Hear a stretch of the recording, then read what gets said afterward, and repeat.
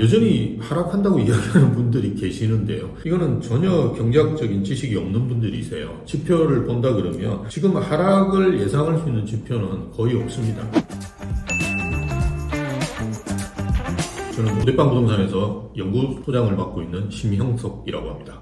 부동산 시장이 또 모를까 맨날 오락가락하네요. 네. 혼란스럽다고 하는데 지금 현재 빠른 흐름의 변화를 보이는 것들을 보면서 좀 급하게 또 하실 말씀이 있다고 해서 자리를 마련해봤거든요. 예, 지금은 뭐 다 아시다시피 주거선호지역, 즉 강남권에서 많이 움직이고 있는데요. 과거하고 좀 다른 흐름을 보이는 부분들도 있습니다. 예전에 이제 강남 재건축이 먼저 올랐었는데요. 지금은 이제 송파구의 대단지들이 먼저 오르는 그런 형태를 보여주고 있거든요. 거래가 지금까지는 많이 없다 보니까 송파 대단지는 그래도 헬리오시티 같은 경우는 작년만 하더라도 320건이 매매 거래가 이루어졌습니다. 그러다 보니까 그 가격에 대한 신뢰도가 있는 것 같아요. 그리고 재건축 아파트 같은 경우는 아무래도 전세가율이 낮다 보니까 살려면 많은 돈이 들어가야 되죠. 그래서 지금과 같이 이제 금리가 높은 상황에서는 빨리빨리 움직이지 않는 그런 형태도 보여주고 있습니다. 강남 재건축에서 송파구의 대형 단지로 바뀌어가고 있다. 이런 부분들도 좀 눈여겨보실 필요가 있고요.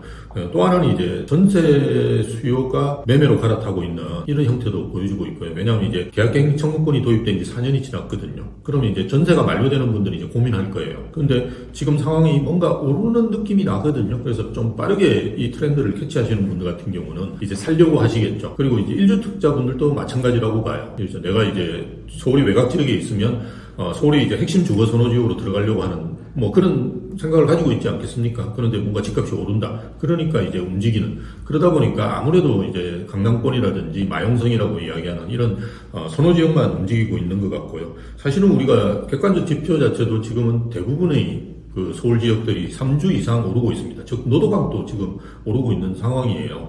그 중에 우리가 주목해야 될 부분은 성동구와 서초구가 0.2% 이상씩 주 단위로 오르고 있습니다. 근데 이건 상당히 의미가 있는데 왜냐하면 0.2%라는 건 여러분 월 기준으로 보면 한 1% 되고요. 연 기준으로 보면 이제 10% 정도가 됩니다. 그래서 강한 상승세라고 볼 수 있거든요. 근데 왜 이렇게 성동구와 서초구만 많이 오르느냐? 물론 이제 강남구도 오르긴 하지만 그 오르는 폭 자체가 좀 다르다는 거죠. 그 이유는 저는 토지거래 허가구역에 따르는 반사효과라고 봅니다. 즉 토지거래 허가구역으로 지정된 것이 강남구, 뭐 송파구 이런 지역들인데요. 이런 지역은 이제 갭 투자를 못해요. 본인이 직접 들어가서 사셔야 됩니다. 근데 서초구 같은 경우는 그렇지 않죠. 거기다가 이제 한강이 보이고 뭐 이런 지역들이 지금 많이 오르고 있다. 뭐 이런 부분들도 좀 생각하셔야 되는 부분이고요. 그리고 최근에 이제 전세가는 뭐 매매가가 지금 계속 제가 많이 오르고 있다는 말씀을 드렸지만 전세가는 그거보다 더 많이 오르고 있다. 이렇게 생각하셔야 됩니다. 매매가보다도 더 많이 오르고 있는 이유는 일단 매물 자체가 없습니다. 그러니까 전세는 우리가 두 가지로 볼 수 있는데요.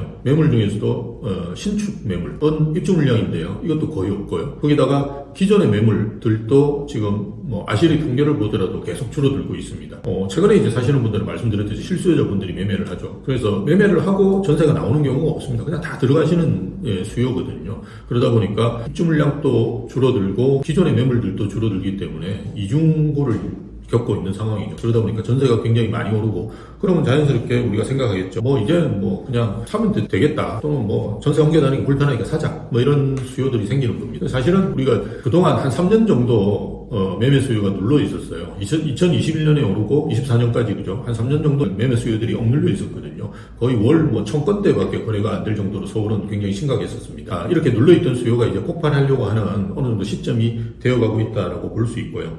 지금은 서울이라든지 주거선호지역 중심으로 오르고 있는데요. 이런 오르는 흐름이 최근에 이제 국토연구원에서도 관련된 자료가 발표됐는데요. 서울이 오르면 그 다음에 판교, 뭐 분당, 그 다음에 용인 이런 식으로 수도권 전체적으로 이렇게 퍼지는 현상들이 벌어집니다. 최근에 이제 이렇게 분위기가 좋아지고 있는 지역들도 서울에서 가까운 주거선호 지역인 경기도 지역들이 움직임들이 꽤 있습니다. 그래서 이런 식으로 순차적으로 저는 움직일 거라고 보고요. 그런데 주의하셔야 될 점은 어떤 분은 이제 지방도 좋아질 거다 이렇게 이야기하시는 분이 계신데요. 사실은 지방은 조금 다르게 보셔야 됩니다. 지금 고령화라든지 여러 가지 그 똘똘한 한 채라든지 이런 흐름 최근에 뭐 정부에서도 정부세 같은 경우는 1주택자에 대한 혜택 이런 이야기들이 많이 나오지 않습니까? 그래서 똘똘한 한채는 좀 강화될 가능성이 크기 때문에 지방은 그 자체적인 수급 상황에 의해서 움직일 가능성이 크지 서울이 오른다고 해서 그냥 지방이 단순하게 오른다 이렇게 생각하시는 거는 이제는 좀 위험하다.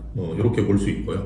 여전히 하락한다고 이야기하는 분들이 계시는데요. 이거는 전혀 경제학적인 지식이 없는 분들이세요. 지표를 본다 그러면 지금 하락을 예상할 수 있는 지표는 거의 없습니다. 그래서 이분들이 주장하는 게 집값이 높으니까 떨어질 거다, 이런 주장을 하시는데요. 집값이 낮았던 적이 한 번도 없어요. 2013년도에 정말 집값이 낮다라고 나중에 지나고 나서 이제 판단이 되었던 시점에서도 토론회의 주제는 집값 폭락하나였어요. 그 당시에도 집값이 높았다고 다들 이야기했을 거예요. 집값이 낮은 적은 없다, 이렇게 생각하시고 지금 상황 자체를 그냥 집값이 높으니까 떨어질 거라고 계속 이야기하는 하락론자들이 말씀을 듣는 거는 예전에도 2010년 후반대에 여러분 당하신 분들이 많은데요. 벼락거지가 될 가능성이 높습니다. 집을 사는 게 무주택자나 1주택자 갈아타기 이런 거는 지금 하시는 것이 좋지 않을까, 그렇게 봅니다.